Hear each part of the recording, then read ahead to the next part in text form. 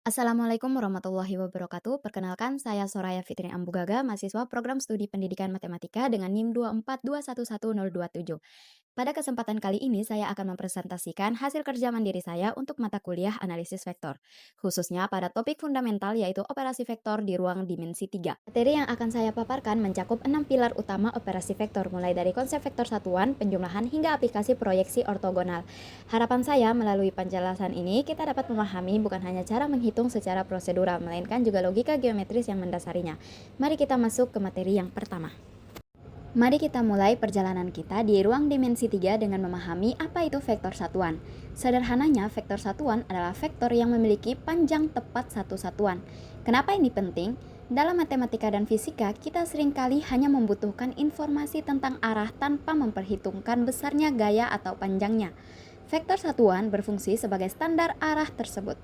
Jika sebuah vektor tidak memiliki panjang satu, kita bisa melakukan proses yang disebut normalisasi. Bagaimana cara menormalkan sebuah vektor? Mari kita lihat rumusnya. Jika kita memiliki vektor A yang bukan vektor 0, maka vektor satuan A yang kita simbolkan dengan A atau pi didapatkan dari vektor A dibagi dengan panjang vektor A itu sendiri. Secara logika, ini seperti kita memiliki tongkat panjang 10 meter. Jika kita ingin tongkat itu menjadi 1 meter saja tanpa merubah arahnya, kita tinggal membaginya dengan angka 10. Itulah esensi dari normalisasi vektor. Nah, sebagai mahasiswa matematika, kita harus kritis apakah benar panjangnya pasti 1. Mari kita buktikan. Jika kita memasukkan rumus tadi ke dalam operasi nilai mutlak untuk mencari panjangnya, maka panjang dari vektor satuan A adalah nilai mutlak dari vektor A per panjang vektor A. Karena panjang vektor A di bagian bawah adalah sebuah skalar atau angka tetap, kita bisa mengeluarkannya dari operasi mutlak. Hasilnya adalah 1 per panjang vektor A dikali panjang vektor A, yang menghasilkan angka 1. Terbukti bahwa operasi ini menjamin hasilnya akhirnya selalu memiliki panjang 1.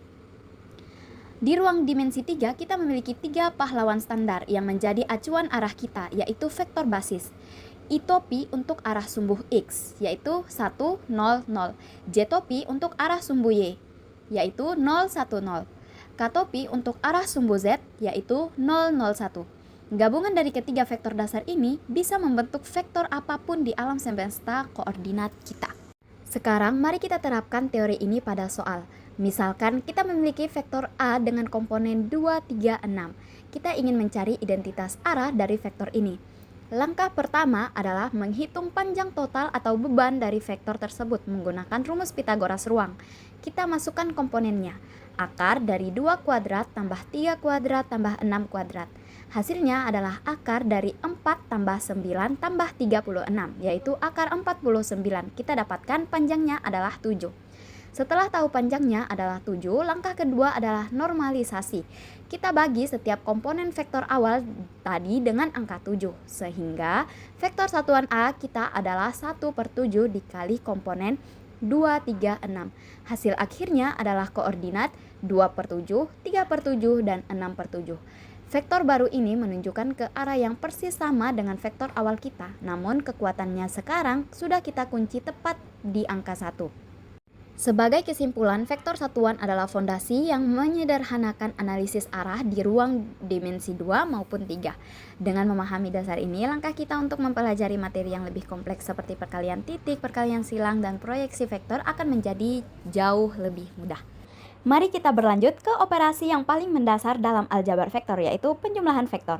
Jika sebelumnya kita belajar tentang identitas arah, sekarang kita belajar bagaimana menggabungkan dua kekuatan atau dua arah menjadi satu kesatuan. Bayangkan, kita memiliki dua vektor di ruang dimensi 3. Vektor A dengan komponen A1, A2, dan A3, serta vektor B dengan komponen B1, B2, dan B3. Untuk menjumlahkannya, kita cukup menggabungkan komponen-komponen yang bersesuaian. Hasilnya adalah sebuah vektor baru yang merangkum total perpindahan dari kedua vektor asal tersebut. Mari kita bedah sifatnya. Sifat pertama yang sangat krusial adalah komutatif, artinya vektor A ditambah vektor B akan selalu sama dengan vektor B ditambah vektor A. Mengapa ini benar? Mari kita buktikan secara aljabar. Saat kita menjumlahkan dua buah vektor, kita melakukan operasi komponen A ke I ditambah komponen B ke I pada setiap koordinatnya. Karena kita tahu bahwa dalam bilangan real, penjumlahan bersifat komutatif, di mana 2 ditambah 3 sama dengan 3 ditambah 2, maka secara otomatis urutan penjumlahan vektor tidak akan mengubah hasil akhirnya. Secara geometris ini membuktikan bahwa mau kita berjalan ke arah A dulu baru ke B atau sebaliknya, titik akhirnya akan tetap sama. Sifat kedua adalah asosiatif. Sifat ini memberitahu kita bahwa saat menjumlahkan 3 vektor atau lebih, urutan pengelompokannya tidak masalah. Dalam pembuktiannya, kita kembali menggunakan kekuatan sifat bilangan real. Karena dalam kurung komponen A ke I ditambah komponen B ke I tutup kurung ditambah komponen C ke I memberikan hasil yang sama dengan komponen A ke I ditambah dalam kurung komponen B ke I ditambah komponen C ke I tutup kurung, maka penjumlahan vektor bersifat fleksibel. Ini memudahkan kita dalam perhitungan kompleks yang melibatkan banyak gaya atau arah sekaligus. Selanjutnya, ada dua sifat yang menjamin stabilitas sistem vektor kita, yaitu identitas, yang dimana setiap vektor yang dijumlahkan dengan vektor 0 akan tetap menjadi dirinya sendiri. Vektor 0 adalah titik diam yang tidak memberikan perubahan apapun. Yang kedua ada inverse penjumlahan. Jika sebuah vektor dijumlahkan dengan lawan arahnya atau vektor negatif, maka hasilnya adalah vektor 0. Ini adalah konsep dasar keseimbangan atau saling meniadakan dalam matematika. Mari kita terapkan teori ini ke dalam angka nyata. Misal kita memiliki vektor U sama dengan 4, negatif 2, 5. Vektor V sama dengan negatif 1, 6, 2. Penyelesaiannya kita jumlahkan setiap sumbu secara mandiri. Pada sumbu X, 4 ditambah negatif 1 sama dengan 3. Pada sumbu Y, negatif 2 ditambah 6 sama dengan 4. Pada sumbu Z, 5 ditambah 2 sama dengan 7. Sehingga vektor resultannya adalah 3, 4, 7. Hasil ini merepresentasikan posisi akhir di ruang dimensi 3 setelah mengalami 2 tarikan gaya atau 2 perpindahan. Secara visual, bayangkan kita menarik sebuah benda ke arah depan, kanan, atas dengan kekuatan tertentu, lalu ditarik lagi dengan kekuatan lain. Vektor 3, 4, 7 adalah garis lurus dari titik awal kita ke lokasi akhir benda tersebut. Mari kita bahas operasi kedua dalam aljabar vektor, yaitu perkalian skalar. Berbeda dengan penjumlahan yang menggabungkan dua arah, perkalian skalar adalah tentang perubahan skala. Skalar adalah sebuah bilangan real, bisa positif, negatif, atau nol yang bertugas menarik, memendekkan, atau memutar arah sebuah vektor. Secara matematis, mengalihkan skalar K dengan vektor A berarti kita mendistribusikan nilai K tersebut ke setiap komponen di sumbu X, Y, dan Z. Hasilnya adalah vektor baru, yaitu hasil kali K dengan komponen A1, K dengan komponen A2, dan K dengan komponen A3. Mari kita bedah sifat. Vektor memiliki sifat-sifat perkalian skalar yang sangat patuh pada aturan bilangan real. Mari kita bedah satu persatu dengan penekanan pada logikanya. Yang pertama, sifat distributif terhadap vektor. Skalar K dikali dalam kurung vektor A ditambah vektor B tutup kurung, sama dengan skalar K dikali vektor A ditambah skalar K dikali vektor B.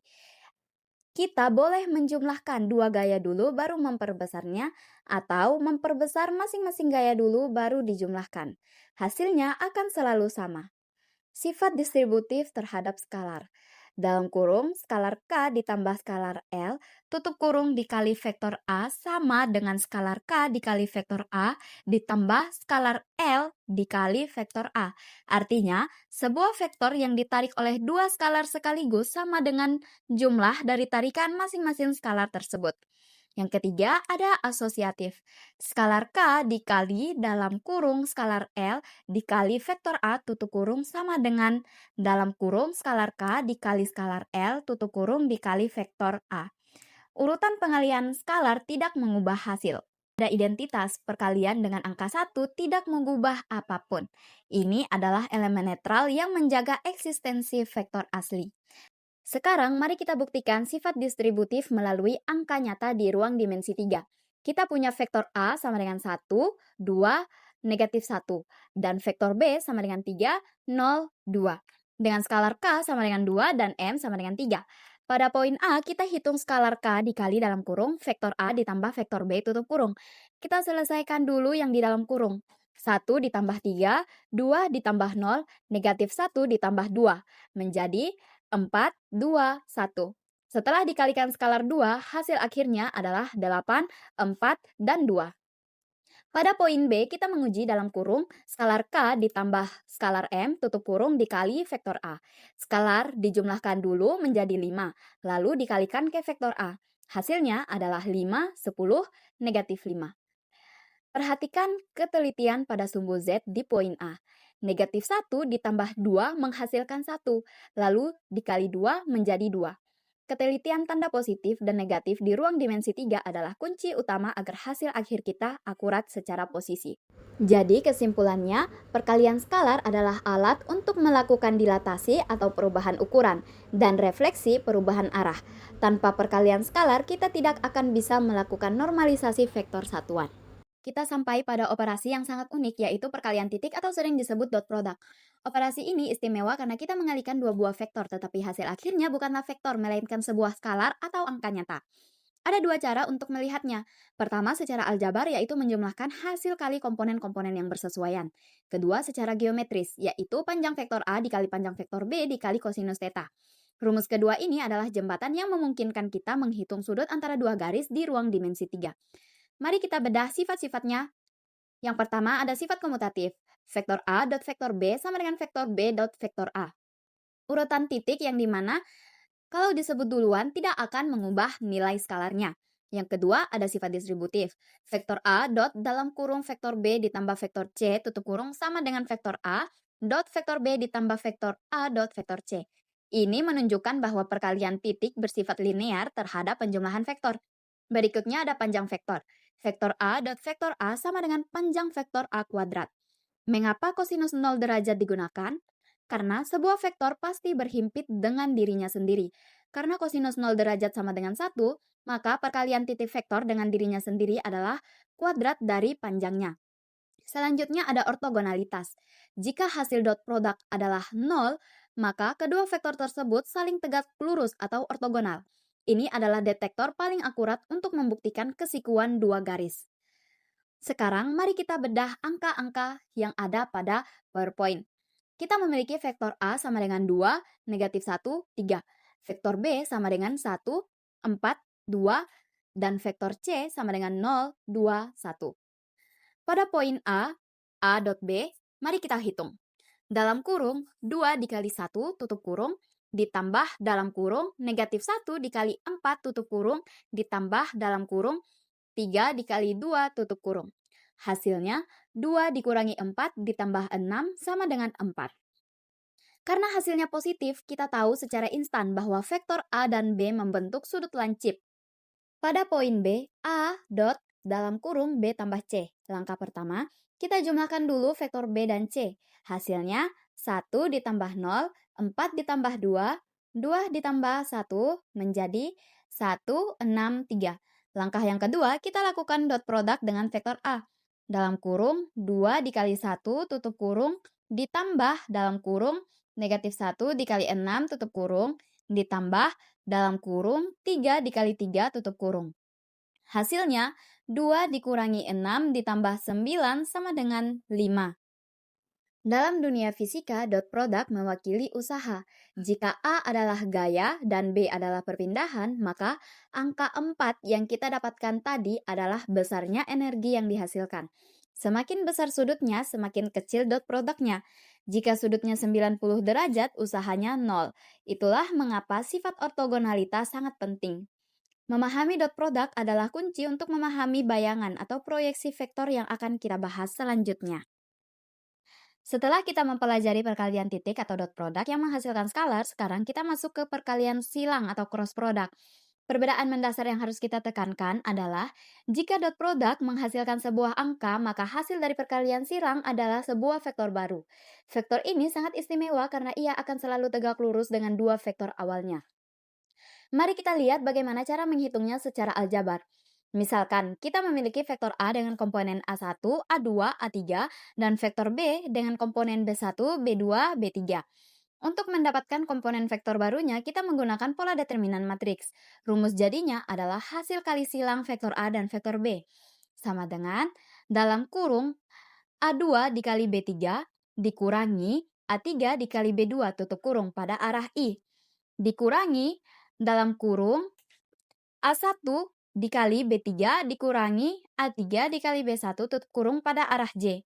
Ditambah dalam kurung A1 dikali B2 dikurangi A2 dikali B1 tutup kurung pada arah K. Perhatikan tanda negatif pada komponen J. Ini adalah kesalahan yang paling sering terjadi saat ujian. Pastikan komponen tengah selalu dikurangi, bukan ditambah. Selain aljabar, kita punya cara geometris untuk melihat besarnya hasil perkalian ini. Magnitudo dari hasil kali silang vektor A dan B sama dengan panjang vektor A dikali panjang vektor B dikali sinus theta. Di sini kita menggunakan sinus bukan kosinus. Secara fisik, nilai ini mempresentasikan luas jajar genjang yang dibentuk oleh kedua vektor tersebut. Lalu, kemana arah vektor hasilnya? Kita menggunakan aturan tangan kanan. Jika empat jari kita bergerak dari vektor A ke vektor B, maka jempol kita akan menunjukkan arah vektor hasil perkalian silang tersebut. Di sini kita akan membahas tentang sifat-sifat unik perkalian silang. Perkalian silang memiliki sifat yang berbeda dengan perkalian angka biasa. Di sini yang pertama ada antikomutatif. Ini sangat krusial. Vektor A kali silang vektor B tidak sama dengan vektor B kali silang vektor A. Hasilnya justru berlawanan arah atau A kali silang B sama dengan negatif B kali silang A. Jadi, urutan perkalian sangat menentukan arah. Selanjutnya ada vektor sejajar.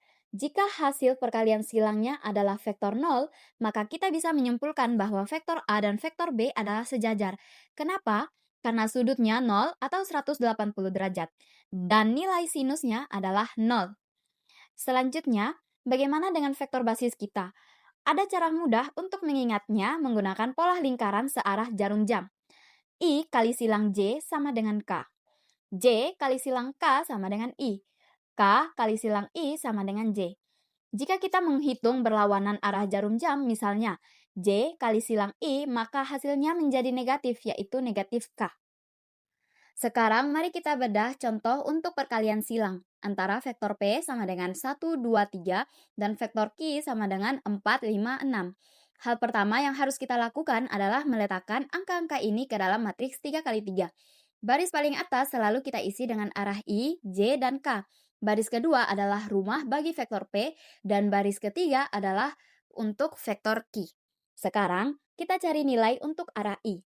Caranya, tutup kolom pertama, fokus kita hanya pada kotak kecil di sebelah kanan bawah. Kita kali silang, 2 dikali 6 dikurangi 3 dikali 5. 12 dikurangi 15 sama dengan negatif 3. Kita punya negatif 3i. Ini adalah bagian paling krusial untuk arah J. Rumusnya mewajibkan kita memberikan tanda negatif di depan kurung sebelum menghitung. Langkahnya tutup kolom tengah. Angka yang tersisa adalah 1, 3, 4, dan 6. Negatif dalam kurung 1 dikali 6 dikurangi 3 dikali 4 tutup kurung. Negatif dalam kurung 6 dikurangi 12 tutup kurung. Yang menghasilkan negatif dalam kurung negatif 6 tutup kurung. Hasil akhirnya berubah menjadi positif 6J. Terakhir, kita cari nilai untuk arah K. Tutup kolom paling kanan. Angka yang terlihat adalah 1 dan 2 di atas, serta 4 dan 5 di bawah. Operasinya, 1 dikali 5 dikurangi 2 dikali 4. Hitungannya, 5 dikurangi 8 sama dengan negatif 3. Kita punya negatif 3K. Setelah kita kumpulkan semua komponennya, hasil dari perkalian silang vektor A dan B adalah negatif 3i ditambah 6J dikurangi 3K. Atau jika kita tulis dalam koordinat menjadi negatif 3, 6, negatif 3. Kita sampai pada puncak pembahasan kita, yaitu proyeksi vektor. Jika kita pernah berdiri di bawah lampu jalan dan melihat bayangan kita di tanah, kita sedang menyaksikan prinsip proyeksi secara alami. Dalam matematika, proyeksi vektor A pada B berarti kita mencari seberapa besar pengaruh atau komponen dari vektor A yang bekerja tepat di sepanjang garis vektor B. Ini adalah teknik fundamental untuk membedah gaya dalam fisika maupun mengurai data dalam statistik. Ada dua hasil yang bisa kita dapatkan dari operasi ini dan sangat penting untuk tidak tertukar. Yang pertama, ada proyeksi skalar ortogonal. Hasilnya adalah sebuah angka atau skalar. Ini menunjukkan panjang atau besarnya bayangan tersebut. Rumusnya adalah hasil kali titik vektor A dot vektor B dibagi dengan panjang vektor tujuan B. Yang selanjutnya adalah proyeksi vektor ortogonal. Hasilnya adalah sebuah vektor baru. Vektor ini adalah bayangan yang memiliki arah yang sama dengan vektor tujuan B. Di sini kita menggunakan rumus yang sedikit lebih kompleks karena kita mengalihkan sebuah koefisien skalar dengan vektor B. Mari kita bedah contoh soal yang ada di catatan saya dengan sangat teliti. Kita akan memproyeksikan vektor A sama dengan 3, negatif 1, 2 ke arah vektor B sama dengan 2, 2, 1. Pertama, kita hitung vektor A dot vektor B. Dalam kurung, 3 dikali 2 tutup kurung ditambah dalam kurung negatif 1 dikali 2 tutup kurung ditambah dalam kurung 2 dikali 1 tutup kurung sama dengan 6 dikurangi 2 ditambah 2 sama dengan 6. Angka 6 ini adalah nilai interaksi antara kedua vektor tersebut. Kita butuh kuadrat panjang atau langkah kedua yaitu mencari kekuatan atau tujuan. Kita butuh kuadrat panjang dari vektor tujuan B, yaitu panjang vektor B kuadrat. 2 kuadrat ditambah 2 kuadrat ditambah 1 kuadrat sama dengan 4 ditambah 4 ditambah 1 sama dengan 9. Mengapa kita butuh nilai ini? Karena kita akan melakukan normalisasi agar bayangannya pas menempel di atas vektor B. Langkah yang ketiga yaitu kita gabungkan. Koefisien kita adalah 6/9 atau kita sederhanakan menjadi 2/3. Vektor proyeksi P sama dengan 2/3 dikali vektor 2. 2, 1. Sama dengan 4/3, 4/3, 2/3. Inilah vektor bayangan itu. Ia berada di ruang dimensi 3 dan arahnya persis searah dengan vektor B. Langkah yang terakhir yaitu menentukan panjang bayangan. Kita hitung panjang vektor P sama dengan 6 dibagi akar 9 sama dengan 6/3 sama dengan 2. Artinya meskipun vektor A cukup panjang, bayangannya di atas garis B hanya sepanjang 2 satuan. Demikianlah pembahasan kita mengenai analisis operasi vektor hari ini. Kita telah melihat bagaimana komponen-komponen sederhana bisa membentuk arah dan besaran yang presisi dalam ruang. Semoga penjelasan tadi dapat memperjelas logika kita dalam memahami ruang dimensi 3. Saya Soraya Fitri Ambugaga pamit undur diri. Wassalamualaikum warahmatullahi wabarakatuh.